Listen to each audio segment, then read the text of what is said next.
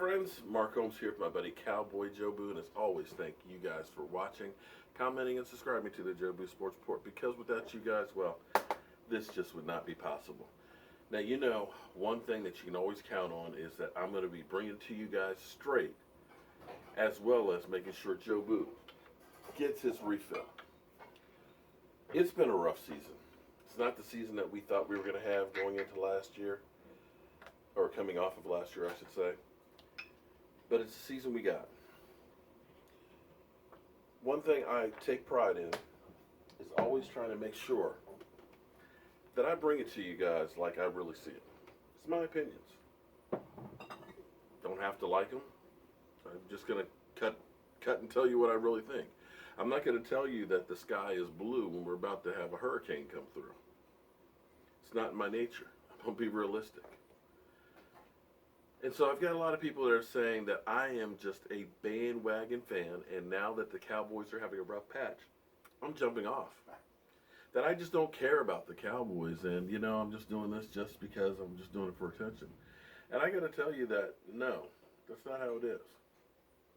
Because I had said I'm twisted on the season. I'm afraid that if we turn things around a little bit, you know, if we were to even get close to the playoffs, that the nightmare would continue of Jason Garrett. Now, Jason Garrett's not all of our problems, but I got to tell you, he's been the constant one for a long time. I believe that they're not doing the coaching job that you need to help your young quarterback. Quarterbacks have strengths and weaknesses. Some are better with the deep ball. Some of them are better with short passing. Joe Montana was not a deep thrower. So they came up with, of course, the West Coast offense, and the rest is history. Some quarterbacks don't have a lot of accuracy like Michael Vick. Yet teams were able to win with him using his legs to get him open, you know, to get more space and stuff. That's coaching to get the most out of a player. You can take a player like Randall Cunningham, who basically had no coaching when he was with the Eagles, and Buddy Ryan, which was basically run around and just make something happen. But when he went to Minnesota under Dennis Green and had some coaching, his numbers went through the roof. And you have to wonder, like a guy like Doug Williams, who got beat to hell in Tampa Bay for the first part of his career when he went to Washington with Joe Gibbs and won a Super Bowl, had the best second quarter in NFL history in a Super Bowl. It goes back to coaching. And that's where I feel we fail. And I'm afraid with Jerry Jones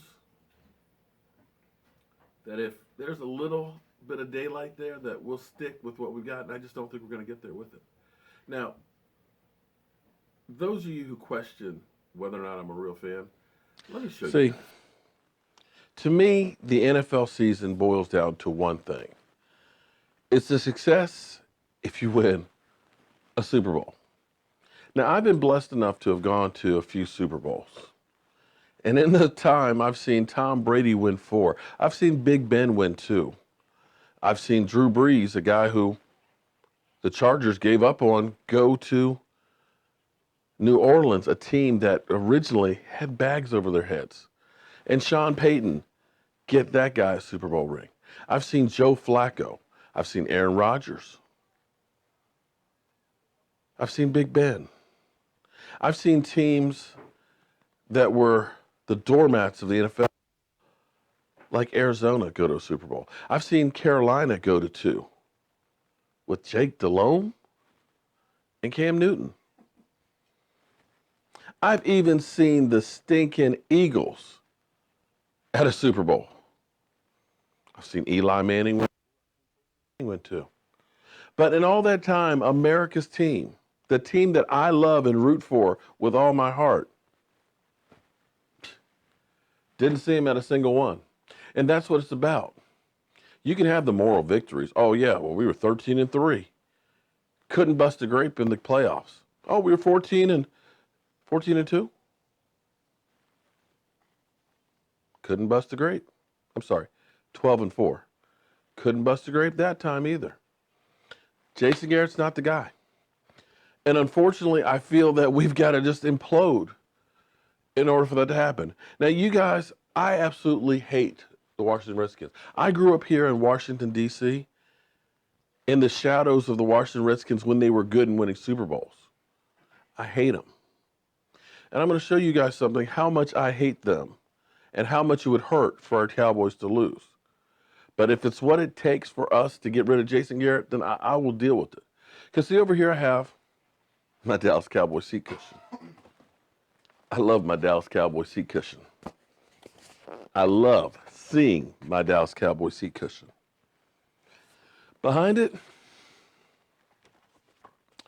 Washington Redskins seat cushion. And it's not because I'm a bandwagon fan and I actually root for the Redskins if they're good, if they were ever good. No, no, no, no. This belonged to a friend of mine, Jim Bloom, diehard Washington Redskin fan. In fact, I took Jim to his very first football game, the Redskins versus the Eagles on a Monday night.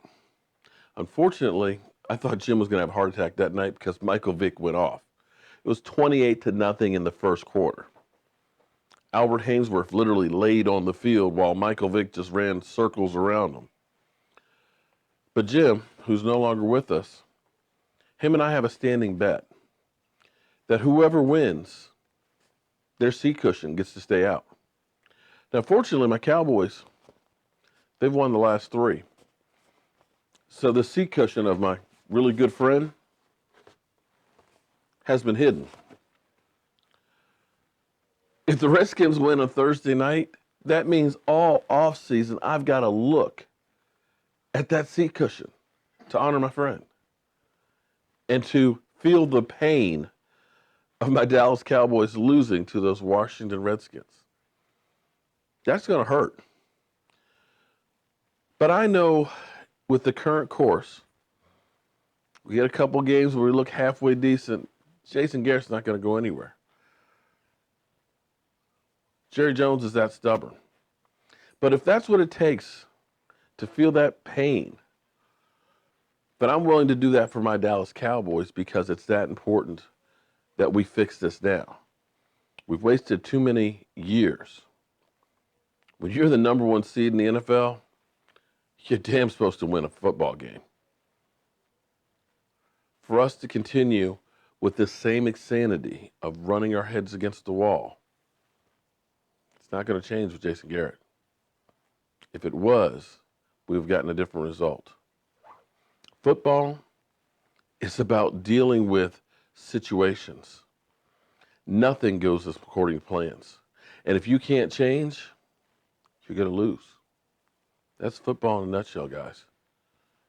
And we got to move on. So whatever it takes for us to be able to take a step down the road to get back to one of these, we got to do now. It's kind of like having gangrene. You don't want to lose your foot. But if you don't cut that sucker off, it's going to spread to your leg, and the rest of you eventually is going to kill you. And that's Jason Garrett. It's killing this team. The team has lost respect. The team is grumbling. The team doesn't believe in him. So, friends, if you want to question my love for the Dallas Cowboys, go right ahead. I don't know what else to tell you. I live and die Dallas Cowboys. So as always, friends, it's dark now, but the dawn is coming. I want to thank each and every one of you guys for watching, commenting, and subscribing to the Jobu Sports Report, because without you guys, well, this would just completely suck. Not that it doesn't suck now, it would just suck worse. I hope you guys have a great day, and less than 48 hours from now, our team will be on the field. And we will be watching and supporting those Cowboys. Hey friends, Jobu here with the Jobu Sports Report. It's 3rd down and 2 after another big turnover. Let's see if our Cowboys can do it. Cole Beasley gets the 1st down. Woo! It's 14-13 here, reporting live from FedEx Field. And let's keep watching the game here. It's really a bad hair day for me, I gotta tell you.